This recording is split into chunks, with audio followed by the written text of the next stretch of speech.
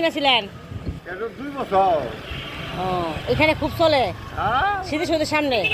স্মৃতিসৌধের সামনে উত্তরমুড়া। আচ্ছা আচ্ছা আচ্ছা। সব মাল আরো মাল মেলা মাল বুঝছে হ্যাঁ কি কি? মাটির জগ মাটির বাটি আয়ো তাড়াতাড়ি যাবো আবার ফোনে কই যাচ্ছে আইতো